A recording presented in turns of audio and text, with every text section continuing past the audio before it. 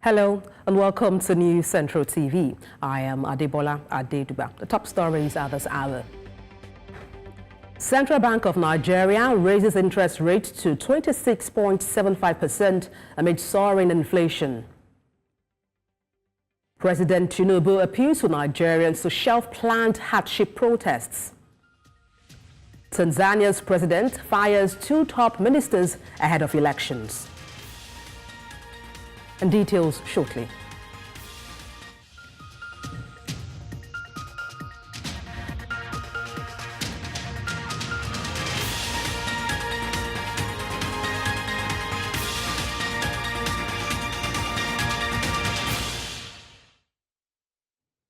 Let's begin by telling you that the Central Bank of Nigeria has raised the monetary policy rate by 50 basis points from 26.25% to 26.75% in response to soaring inflation and skyrocketing food prices. CBN Governor Olayemi Cardoso announced the increase on Tuesday during the Apex Bank's 296th Monetary Policy Committee meeting in Abuja.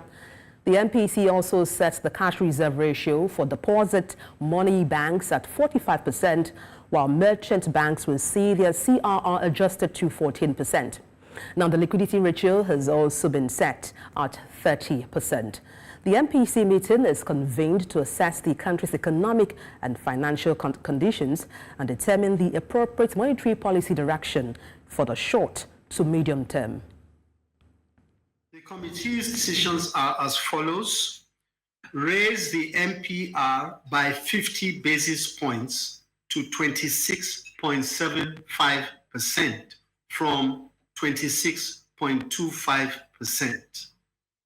From 26.75% from 26.25%.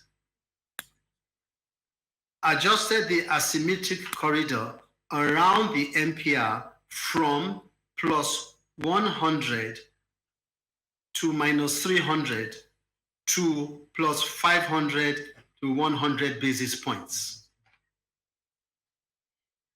Retain the cash reserve ratio of deposit money banks at 45% and merchant banks at 14%, and retain the liquidity ratio at 30%.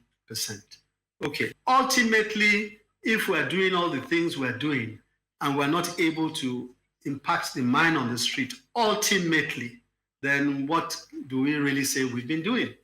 And I think sometimes when people look at figures too often, they may lose track of that. And that is why I said what I said, that it is so important that we continue to bear that in mind, that our policies must ultimately impact the man on the street.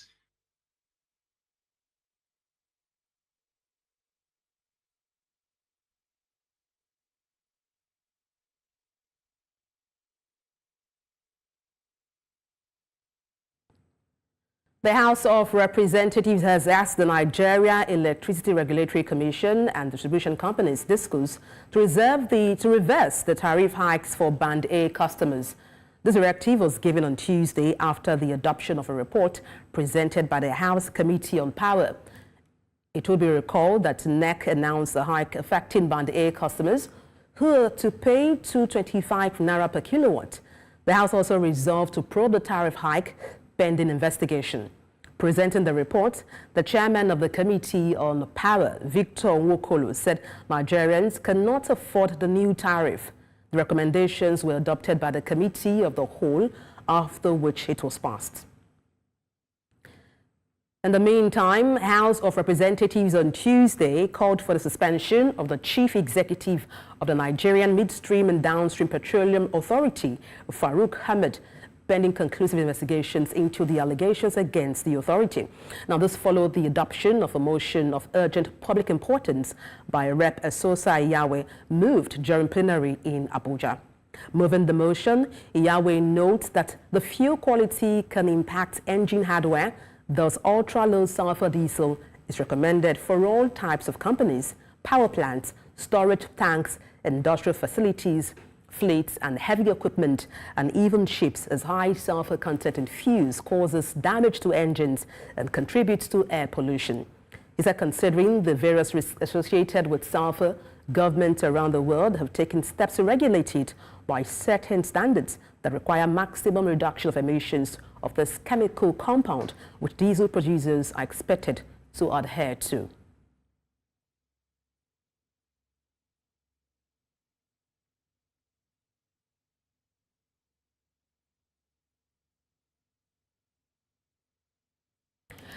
And recall, we brought you news regarding the monetary policy increase. And to talk about this, I'm joined by CEO, CFG Advisory, Silewa Adebola. Good afternoon. Glad to have you join me. Good evening. Okay, yeah, glad to have you join me. Let me kick off by asking, first of all, what your thoughts are regarding the increase in MPR from 26.25% to 26.75%. Well, I think this was as a result of the fact that the trajectory on the rise of inflation has not abated. And I think 50 basis points was a cautious increase, just to recognize that. But at the same time, you don't want to go too high because, you know, if increased interest rates also had some adverse impacts on the cost of borrowing. So it's a trade-off. But the beauty about this is the fact that month-on-month inflation, the trajectory seems to be on the decline.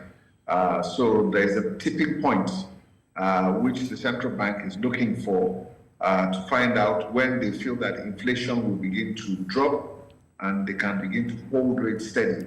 At the same time, they don't want inflation to go out of control. So I think this is just an increase. It's a marginal increase in recognition of the fact that inflation is still going up. Well, if you could just help us break it down to make the layman understand. I mean, why increase an interest rate when inflation is on the rise? Well, the problem with inflation is that inflation does not help anybody. And in order for us to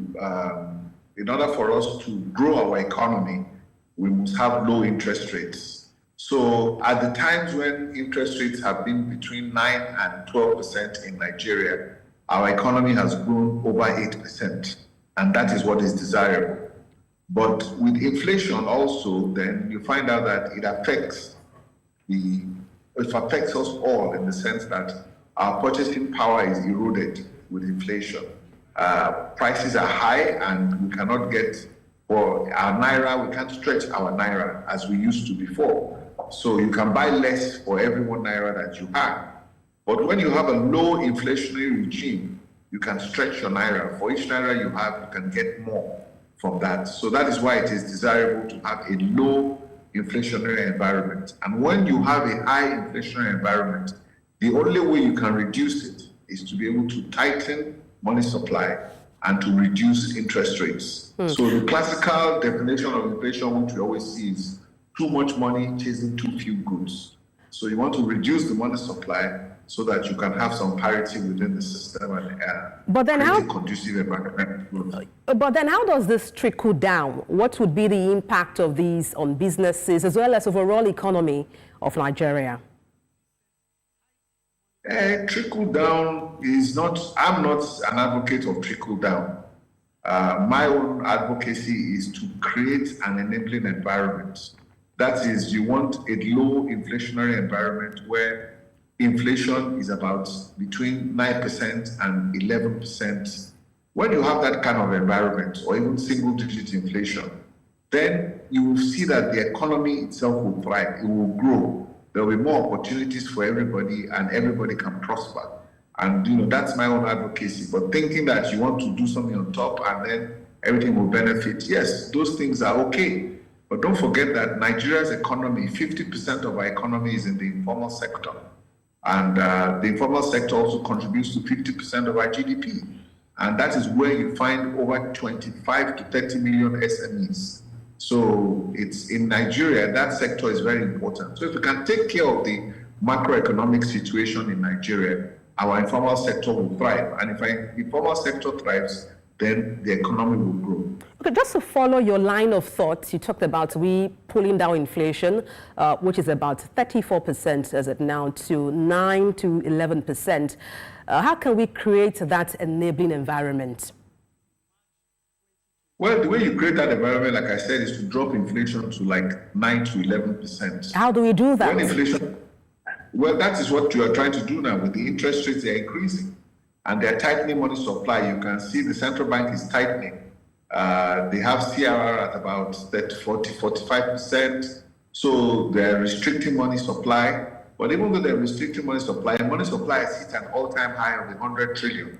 So there's still some challenges on the fiscal side. But what will eventually happen is that because we've had a long period, there was a gap for almost 9 months when there was nobody in the central bank. So they didn't touch rates. So inflation went sky high. So right now they're beginning to rein inflation in. So let's wait until about the end of the year. So like I've said, if you can tighten money supply, like I said, too much money chasing too few goods. So you have to reduce the amount of money in circulation so that you can create value. So that is really what you need to do. And once you can do that and you can restore parity and the economy is growing, then you have that. But economy is only growing at 3%. So, and economy cannot grow when you have inflation at 31%. So there are a lot of trade-offs that you need to make. And we're in a particular cycle. So on the long run, hopefully, if they can bring inflation down to like 11 or 9%, then you begin to see growth of 8%. And that is when we will all prosper. So I don't see that happening for another one year. Well, we're pressed for time, though, but thank you so much for your insight on the news. Tilewa Adebajo, CEO, CFG Advisory. Many thanks for your perspective. Good evening. Let's also tell you that Group Chief Executive Officer of Nigerian National Petroleum Corporation, NNPC, Mele Kyari, has denied owning a blending plant in Malta. He also states that he is unaware of any Nigerian National Petroleum Company Limited employee who owns such facility in the European island country.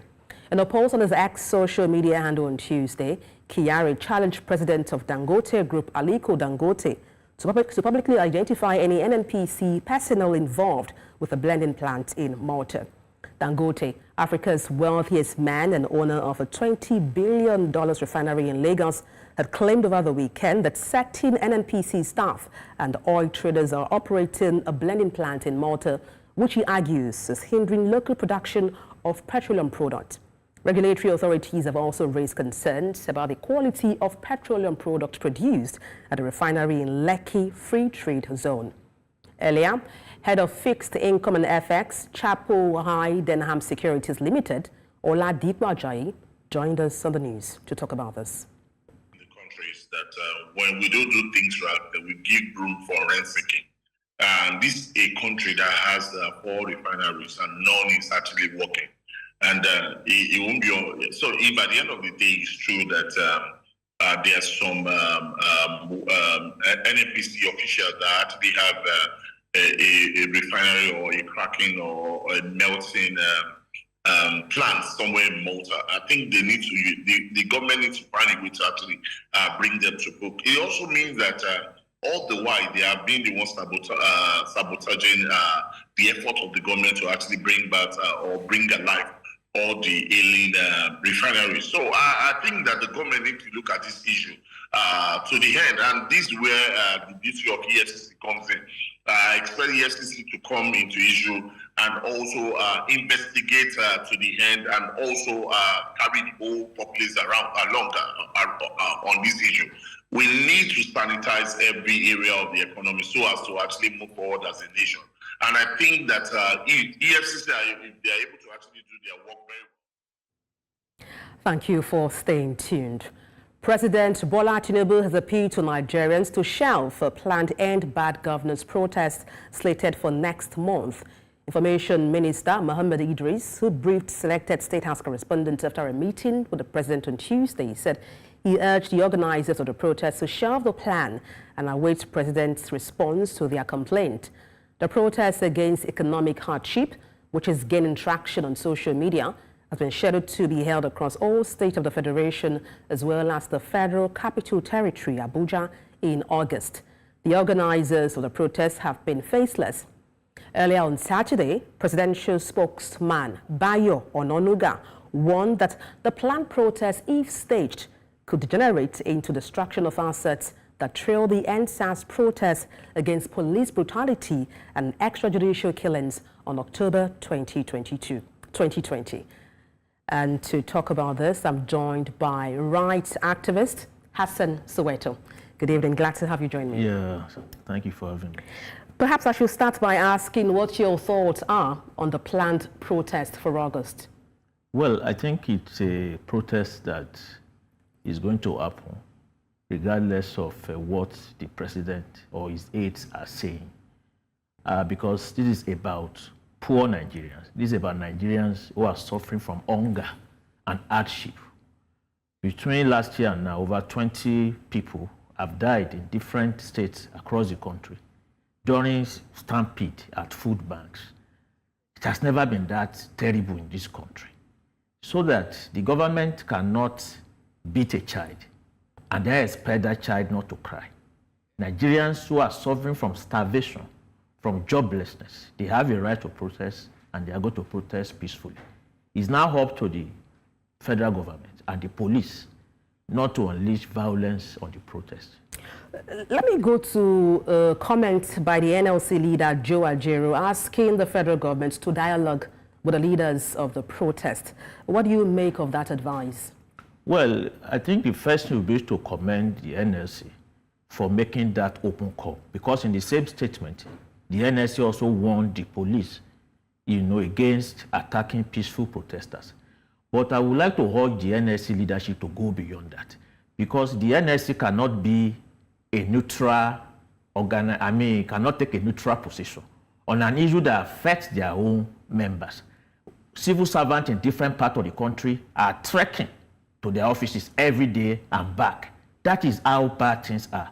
So that what we would like to challenge the NSC and TUC to do is to go beyond that by actually mobilizing their members to join the protest. A one-day national strike alongside with peaceful protest will better register it in the minds of the government that Nigerians can no more tolerate the situation. You seem so confident this protest would be the solution to the issues in Nigeria. Why so? The only reason that this country is still standing today, despite the attempt by capitalism and the corrupt ruling elite, to destabilize it over the decades, is because of the struggle of Nigerian people.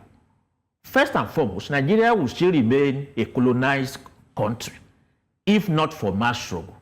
We will still remain under military authoritarianism, if not for mass struggle. So if we are going to end this condition of hardship and hunger, it's only going to be through mass struggle.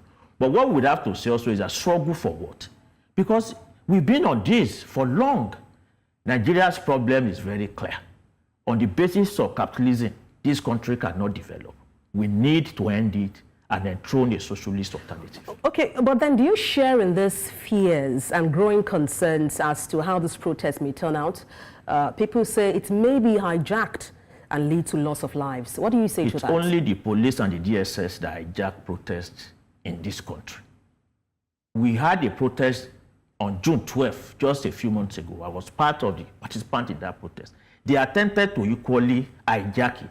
It is the state that sponsors all these elements to try and destabilize protest. So I have no fear about the protest, because this is not the first time we have been struggling in this country. To avoid violence and crisis, Nigerians, the media, should call on President Tinubu, the Inspector General of Police, and the DG of DSS to stay their hands and not mobilize their thugs and TAO to destabilize the protest. Nigerians have always protested peacefully. It's always the police and the DSS that turns it to something. Now, how do we toe that line of safety? Perhaps we should look at the case that happened or is happening right now in Kenya, where we have seen weeks-long protests. And indeed, among these protesters, we have some factions. And the protest, along the line was hijacked. Now, how do we toe that line of safety to ensure there is no anarchy, in as much as, you are saying this protest should go on? How do we maintain that balance of safety? What we always do in protest is that we have internal mechanism for maintaining order during a protest. Every protester comes with banner and leaflet. If any other person is holding anything harmful, there is not part of the protest. And protesters always have means of identifying people like that. EndSARS became a fiasco because the state actually mobilized people with cutlasses to go and attack the protest. So that, what therefore I'm saying is that we are going to ensure a peaceful protest. This is not the first time we are doing it. It is the state that should stay its hands and not mobilize its agents to destabilize it. And I'm saying this, and I want to be put on record. The IG should be held responsible if anything goes all right with the peaceful protest we're planning for August. All right, thank you so much for your insight on the news. Hassan Soweto, rights activist, many thanks indeed for your time. Thanks for having me. The Senate on Tuesday speedily passed the National Minimum Wage Act 2019, and the bill, which scaled first, second, and third readings just minutes after it was transmitted by President Bola Tinubu, was instantly passed by the upper chamber. Earlier on Tuesday, the President transmitted the National Minimum Wage Bill to the National Assembly for consideration and passage.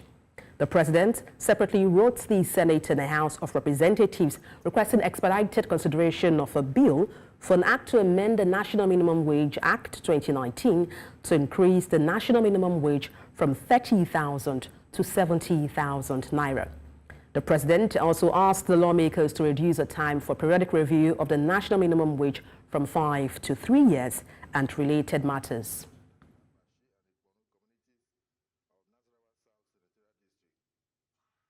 Rivers State Governor Siminalayi Fubara has called on everyone, especially traditional rulers, to work together for Nigeria's stability and progress. And he was speaking at the 118th Combined Quarterly General Meeting of Rivers State Council of Traditional Rulers in Port Harcourt. Fubara urged traditional leaders to take control of their domains and combat economic sabotage by misguided youths. Everything to see that our production level increases, and every day we're having issues of bunkering, pipeline vandalization, and all these problems. These people that are carrying out this evil acts, they are not coming from the moon. They live in our communities. We know them. I'm charging this council as a first step. Take charge of your communities. If there is any information that you need to share with us, share with us. Because at the overall end, we need our country to progress. We need our country to be stable. May I also appeal to all our people on all sides of the political divide to remember that we have nowhere else to call home apart from Rivers State. So we must not allow our personal interests to destroy the peace, stability, and growth of our state. Lagos State Governor Babajide Sanwo-Olu formalized a partnership with the Dutch firm Harvest Waste Consortium on May 2024 to construct a high-efficiency waste-to-energy plant at the Ekpe landfill. Now, this plant will use advanced technology to generate clean energy from municipal solid waste as well as commercial and industrial waste.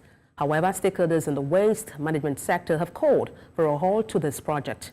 Our correspondent Bettina Unwili throws more light. Lagos State has taken a major step towards transforming the tons of solid waste generated in the metropolis into usable energy. The level of refuse. According to Governor Babajide Sanwo-Olu, the innovative waste management solution is expected to take approximately 40,000 homes off the national electricity grid. The technology aims to enhance energy security and diversification, generating between 60 and 75 megawatts of baseload electricity annually. However, stakeholders have expressed concerns, suggesting this may not be the best move at this time. Among the most aggressively promoted incinerators are waste-to-energy facilities. Not only do they claim to make waste disappear, they also claim to produce energy during the process. but studies have shown that this premise is without scientific basis. The process of incineration merely transforms the waste into other forms of waste, such as toxic ash and air and water pollution. If Lagos adopts this flawed approach, it sets a dangerous precedent to the rest of Nigeria and other African countries. Yes, over what? Over $120 million, thanks for reminding me, was invested in the Ethiopian technology, and it's not working, it's not performing. So what does Lagos want to do better? For some other stakeholders, the plan for a waste-to-energy incinerator in Lagos is a threat to sustainable development. In Africa, about 50% of our waste is organic, and incinerator does not need that. It needs dry waste, plastic. So by the time you have sorted your waste and you have used the organic waste for composting, for biogas, what is left of the incinerator? Debt. Debt, that is what is left of that incinerator. But how can we say we are embracing circular economy? In fact, there's a big national approach towards circular economy and want to go for incineration. They are just two opposite things. While waste-to-energy is an increasingly popular waste disposal method throughout the European Union, it fails to meet critical environmental objectives. It does not ensure the transition to a circular economy, prevent waste, or promote recycling. This raises a crucial question: at what cost? In Lagos, for News Central, Bettina Nwili.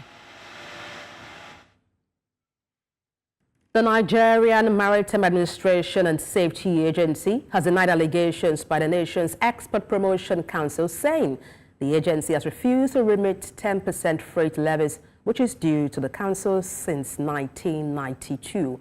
Now, this was during an investigative hearing in Abuja, organized by the House of Representatives Joint Committee on Commerce, Maritime Safety Education, Administration and Legislative Compliance.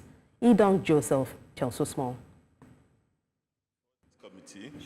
The disputes over the claim for a 10% commission collected on freight between the Nigerian Maritime Administration and Safety Agency and the Nigerian Export Promotion Council has raged for more than a decade now.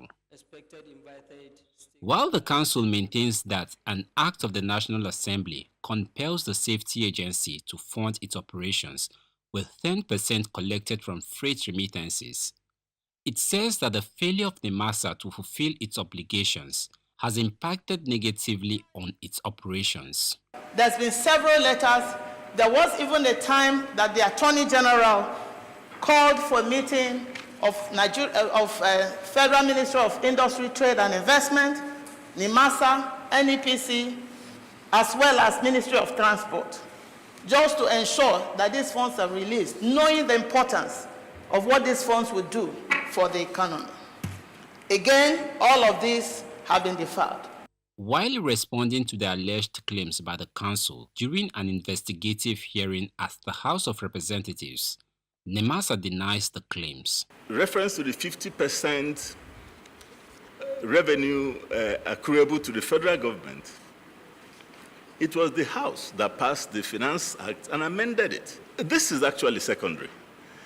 It will be possible for us to consider it if it exists in our law. We cannot alter the provisions of the NIMASA Act. Lawmakers expressed concerns that the impact is affecting government's operations, calling on agencies to collaborate instead of being at loggerheads. To avert conflicts of this nature, MDS must demonstrate high level of accountability, transparency, and openness in their duties and communicate more favorably. The essence of this gathering is for us all to find the truth and also a lasting solution to this lingering issue. The leadership of the House of Representatives, after listening to both parties, directed them to find a common ground and resolve the disagreements, emphasizing the need for synergy for the good of all citizens. In Abuja for News Central, I am Idong Joseph. The news continues in East Africa, where Kenya's President William Ruto has called for end to the ongoing protests in the East African country. He emphasized that moving forward, he will protect the nation using democratic means.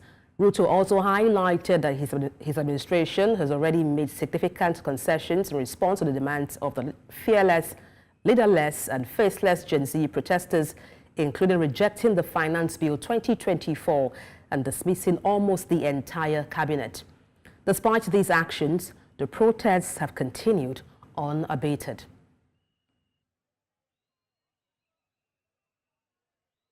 Tanzania President Samia Suluhu Hassan has fired 2 senior ministers, including the head of the Foreign Ministry, and a mini cabinet reshuffle.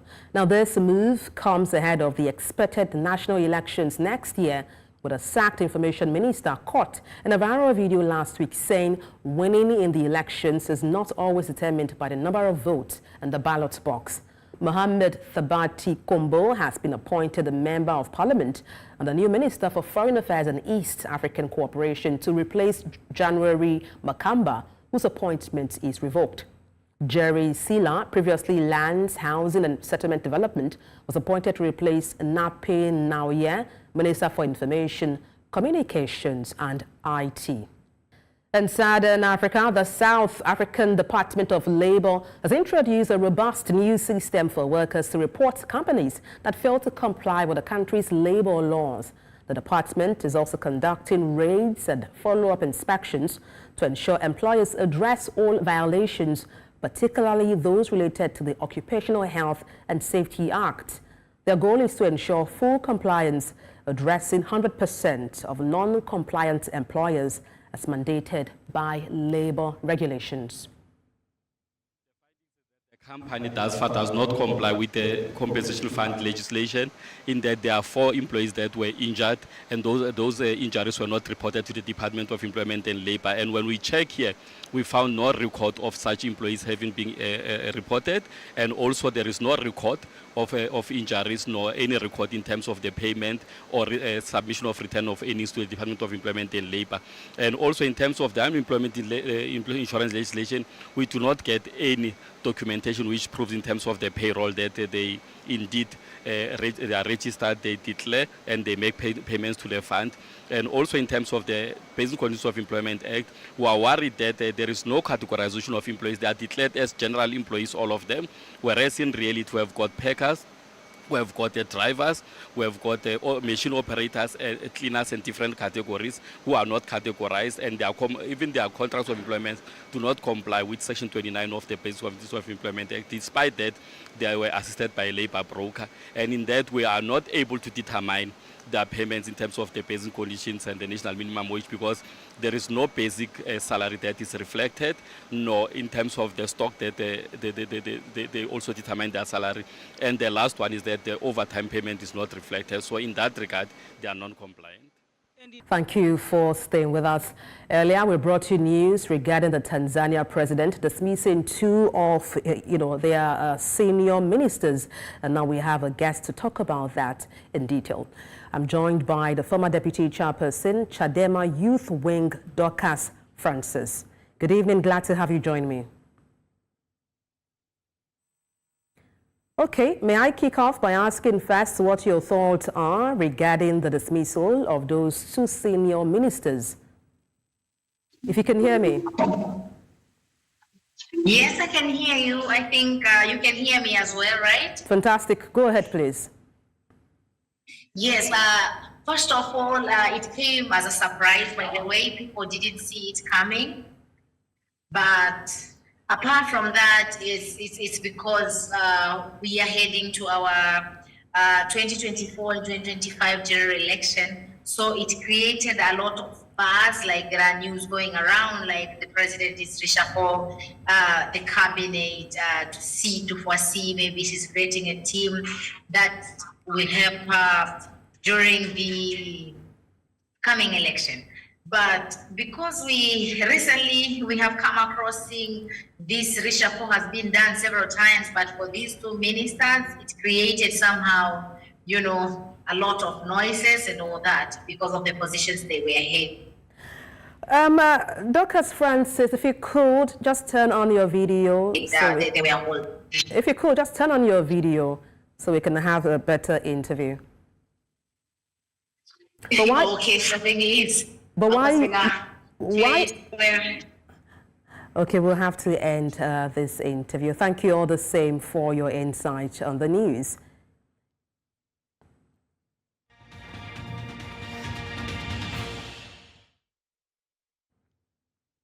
U.S. Vice President Kamala Harris has promised she will win against Donald Trump in November, comparing her election rival, who is the first former U.S. leader to be convicted of a crime, to the predators and cheaters. And speaking of her past as prosecutor in California, Harris told her campaign staff in Wilmington, Delaware, that she knows Trump's type and are taking on perpetrators of all kinds. It's mutual. I knew you were still there. You're not going anywhere, Joe. I'm watching you, kid. I'm watching you, kid. I love you. I love you, Joe. The Indian government has announced plans to invest $24 billion in employment and training as Prime Minister Narendra Modi aims to address uneven economic growth and appease this grant to the voters following a surprising election setback in June. In her annual budget speech, Finance Minister Nirmala Sitharaman said the funding will be allocated over 5 years for a package of 5 schemes and initiatives to facilitate employment, skilling and other opportunities for more than 40 million young people. She adds that a portion of the funds will be directed towards employment-linked incentives for companies, which the government hopes will create jobs.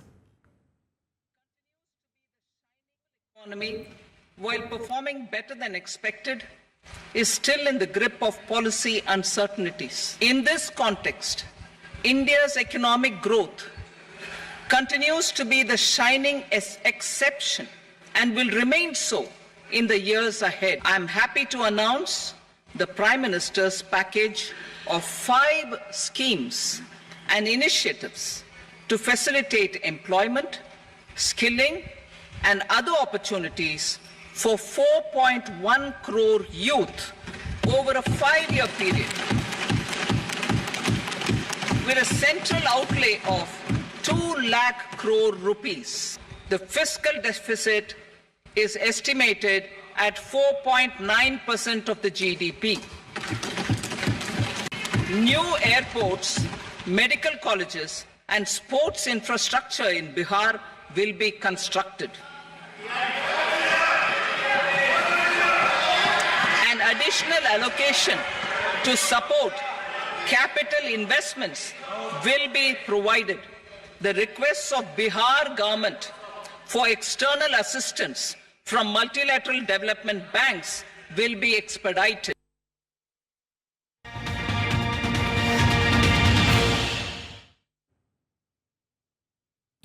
The recent depreciation of the naira and subsequent suggestion of a windfall tax on Nigerian banks have generated substantial discussion and apprehension within the financial sector. Our objective is to examine the consequences of these events in greater detail and assess the potential obstacles and advantages they offer to the banking industry and the wider economy. Now, certain analysts argue that these foreign exchange gains may have already been covered under corporate income tax regulations, suggesting that the government is likely to impose only 20% tax balance. During an interview on the Business Edge show, we had the opportunity to speak with Kenneth Erikome, partner at PwC Nigeria, who provided insight into this. Gains to the extent that they have been realized. Right, so the portion of the gains that would have been taxed in 2023 would have been the portion that has been realized. And realization means that they have converted that asset from foreign currency to probably local currency, or they've used it to settle an obligation. So in 2023, not all of the gains the bank booked would have been realized. And rightly so, if they have not been realized, they shouldn't be taxed. but they could have been realized in subsequent years. And anytime they are realized, they'll be taxed at 30%, which is appropriate. You would also have discovered that in the retirement industry in South Africa is gearing up for an influx of claims as the implementation of the two-pot retirement system draws near. Now, President Cyril Ramaphosa has given his approval to the Pension Funds Amendment Bill, marking the final step in the legal process. This new legislation, set to be effective from September 1st, will enable South Africans to assess a portion of their retirement savings while preserving the remainder for the future. However, there are still preparations to be made to ensure a seamless transition. And during an interview on Business Edge Show, Professor Waldo Krugel, economist, expressed his concerns regarding the financial literacy levels among individuals and potential for impulsive decision-making when it comes to managing their retirement savings. And economists, commentators are worried about people not spending that money wisely, and the fact that they will be losing accumulative value over time if they do withdraw. But on the other hand, I think that there's a lot of effort going into educating the public about this, right from the revenue service through to the individual pension funds to the bigger financial management industry. Everybody's got calculators up on their website. They've got information brochures and pamphlets. So there's a lot of information for pension fund members about what the implications would be of withdrawing your money.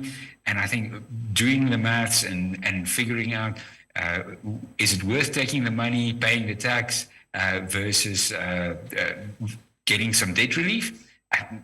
Those decisions will be made as clear as possible. Individuals with, I think, any access to the internet or the ability to talk to a financial advisor.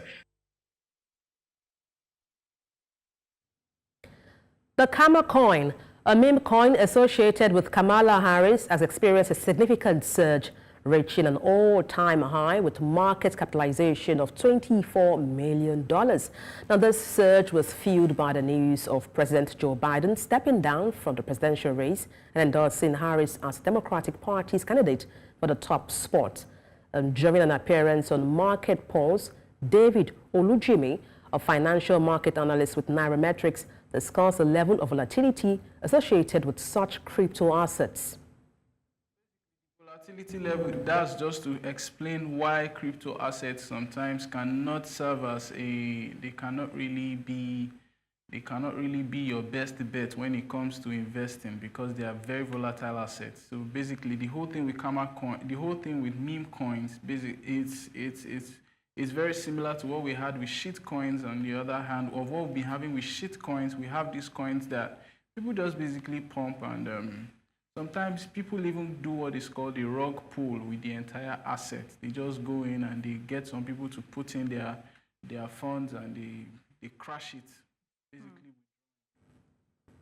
And that's all on the news. But before we go, let's take a look again at some of the major stories. Central Bank of Nigeria has raised the interest rate to 26.75% amid soaring inflation.